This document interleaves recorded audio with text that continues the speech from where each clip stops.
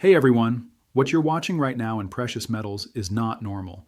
As I'm recording this, gold is sitting around $5,004 an ounce, and silver is around $90.20. In the last 24 hours alone, silver is up a little over 6%, and gold is up a bit over 1%. And I need you to hear this clearly. When silver is moving 6% in a day at a $90 price tag, that's not a cute little rally. That's a market forcing people out of positions. That's a market ripping the steering wheel out of somebody's hands. Now here's the part most people are not saying out loud. The headline you'll hear is, "Oh, metals are up because of safe haven demand," or "gold likes uncertainty," or the classic, "the dollar did a thing." But what's actually happening underneath the surface is much more uncomfortable because it suggests that silver and gold are not just rising, they're repricing. And when a market reprices, it doesn't ask permission. It doesn't move politely.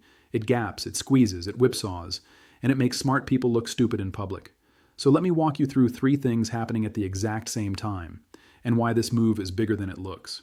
First, silver is ripping through psychological levels that traders anchor to. Look, humans trade numbers, not just assets.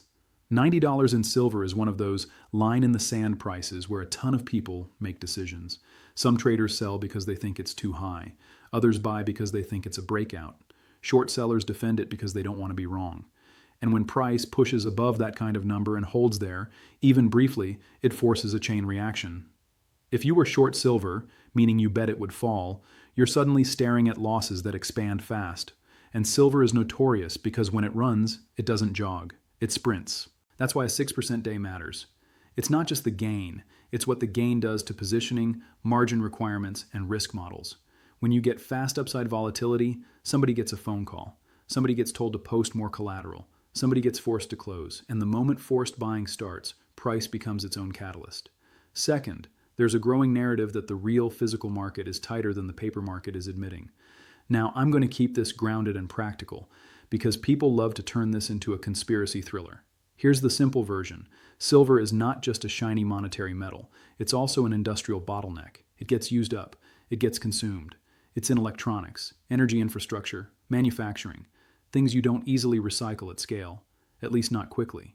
So when the world wants more of that industrial stuff at the same time investors want protection, silver can get tight fast. And what's been circulating heavily is the idea that physical demand, especially in Asia, is pulling on supply in a way that the Western pricing mechanism struggles to reflect smoothly. Whether every single claim you see online is perfect or not, the important part is this: traders believe it. And markets move on belief first and confirmation later. When enough participants start thinking, wait, what if there's not as much available as we assumed? You get a scramble. Not everybody buys physical. Plenty of people express that view through futures, options, and ETFs. But it's all the same psychological impulse. Get exposure before the next leg higher. Third, money flows and positioning are lining up with the story. And that's what makes this dangerous. Because when a move is purely headline-driven, it fades. But when a move is backed by positioning pressure, meaning too many people are on the wrong side, it can extend way longer than anyone expects. And silver is one of those markets where positioning can matter more than fundamentals in the short run. It's smaller than a lot of big markets. It can be pushed around by flows. It can be whipped around by leverage. And when the crowd gets the direction wrong, the unwind is violent. That's why you're seeing the emotional language. That's why you're seeing unbelievable, exploding, historic, and all that.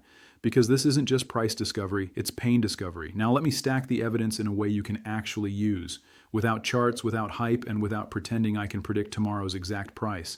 Let's start with the institutional behavior piece, because institutions don't care about your feelings, and they don't care about narratives. They care about exposure, liquidity, and risk. Here's the key question I always ask when a market does something like this. Who is forced to act today? If nobody is forced, the move can be ignored. But if a group is forced, short sellers, option writers, leverage traders, then the market can cascade. Silver's move suggests forced behavior. 6% up at these price levels is not normal two-way trade. That kind of move often means a positioning imbalance is getting corrected quickly. It's like a crowded theater where someone yelled, "Fire." Even if you don't see flames yet, the crowd moves anyway, and the movement becomes the emergency. Now, on the gold side, reclaiming 5,000 is psychologically similar. 5,000 isn't magical because of math. It's magical because it becomes a headline, and headlines invite allocation. There are plenty of institutions that won't touch gold until it's making new highs, because their mandate is to chase momentum or to rebalance based on volatility and trend. So when gold is holding above a clean headline level while silver is surging, it creates a feedback loop. Gold says safety, silver says scarcity and momentum. Together they scream, hard assets are being repriced. Now let's talk technicals. Again, not with charts, but with what it means. When silver is around 90 and it's moving that fast, traders immediately start thinking in zones, not pennies. They think, does it hold above 90 or does it get slapped back below? Because if it holds, the psychology shifts from sell the rip to buy the dip. And that's a completely different market. The next thing traders watch in a move like this is, does volatility expand or compress? If you keep getting these huge intraday swings, it tells you leverage is still high and people are still getting forced out. If the market starts to calm down while staying elevated, it tells you the forced unwind may have completed and the market is accepting higher prices. That calm after storm behavior is what often sets up the next leg. On gold, the idea is similar. 5,000 becomes a referendum. Is this level now normal, or is it a blow-off that fades? And here's the important part. Gold can drift. Silver rarely drifts. Silver tends to either rip or punish. It's a market that humbles people who treat it like a sleepy commodity. Now the fundamentals, because eventually fundamentals collect the rent. Even if you don't care about silver's industrial story, the world does. Silver's dual identity is the entire game. Gold is primarily a monetary metal. It's the trust trade. Silver is a monetary metal and an industrial input. It's the trust trade plus a supply chain trade. So when the world is nervous about currency stability, debt levels, and policy credibility, gold gets bought. And when the world is also building and electrifying and scaling technology, silver gets pulled. That combination is why silver can outperform in bursts. But it's also why silver can crash hard when leverage builds and then gets unwound. So if you're sitting there thinking, should I be excited or terrified? The honest answer is both. Excited because a repricing can create huge opportunities. Terrified because repricings don't move in straight lines, and they're engineered by forced behavior, not by calm consensus. Now let me give you a historical parallel because this helps people stay sane. We've seen versions of this movie before. Back in 2011, silver went on one of the most infamous runs in modern history. It wasn't a slow climb. It was a sprint fueled by fear, liquidity, and speculation. And what made it memorable wasn't just that it went up, it was how it behaved. It moved in a way that made people abandon risk management. It made people feel like the next day was guaranteed. And then it punished that confidence with a drawdown so violent that it broke the psychology of a whole generation of silver traders. Then you fast forward to 2020, and you got a different kind of shock, where liquidity events hit everything at once, including gold and silver, and then the recovery was fast and stunning. The lesson from both periods is the same. When markets shift regime, you get two things at the same time: big opportunity and big traps. The trap is thinking volatility means you're right. Volatility just means the market is stressed. So where are we right now? If gold is steady above 5,000 while silver's around 90 and moving like a maniac, that looks less like a normal rally and more like the early to middle phase of a repricing, where the market is still arguing about what the new normal should be. And when the market is still arguing, you get whipsaws. Now let's make this personal, because I don't want this to stay abstract. If you're a normal person with a normal portfolio, you probably don't feel a 1% move in gold. It's not obvious. But a 6% move in silver in a day is the kind of thing that starts bleeding into headlines, sentiment, and behavior. Let me put it in real numbers. If you hold 100 ounces of silver exposure, whether physical, ETF, whatever, at around $90, that's about $9,000 of exposure. A 6% day on 9,000 is roughly $540 in a single day.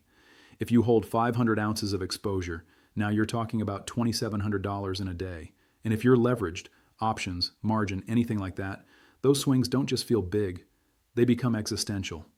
Because the question isn't, did you get the direction right? The question becomes, can you survive the path? And that's the part nobody wants to talk about on camera because it's not sexy, but it's real. Gold's move matters too, because 5,000 gold changes how people think about currency purchasing power. When gold is that high, it's basically the market whispering, we don't trust the long-term math. And that matters even if you never buy a single ounce of gold in your life, because it affects confidence, it affects hedging behavior, and it affects the story people tell themselves about what money is. Now here's the solution tease, without telling you to buy or sell anything. Look, the question isn't whether gold and silver will be volatile. They will. The real question is whether you're positioned in a way that lets you benefit from the theme without getting destroyed by the swings. Because there's a big difference between having a plan and having a hot take. A plan means you already decided what you do if silver rips higher, and what you do if silver gets slammed lower. A plan means you understand that a repricing can overshoot in both directions. A plan means you don't confuse excitement with certainty. Right now, gold is around 5,004 and silver is around 90.20. The next week is going to be about whether these headline levels stick and whether the market stress cools down or escalates. This is educational content, not financial advice. Do your own research. Consult licensed financial advisors before making investment decisions. These are market observations and analytical frameworks, not buy or sell recommendations. But the data tells a story, and the story is, the world is trying to figure out what hard assets should be worth in a new environment. All right, before you go, 3 quick things. 1. Drop a comment and tell me where you're watching from and give me your prediction. Where do you think silver is headed by the end of this month? 2. If you're not subscribed, hit that button now. I'm putting out unfiltered analysis consistently. And listen, I'm fighting copycat channels stealing this content. If this video provided value, comment data over hype, so the algorithm knows you're here for the original. 3. The next video drops soon, and I'm covering the one indicator that tends to show up before these moves either continue or snap back hard, and right now, it's flashing again. You won't want to miss it. See you there.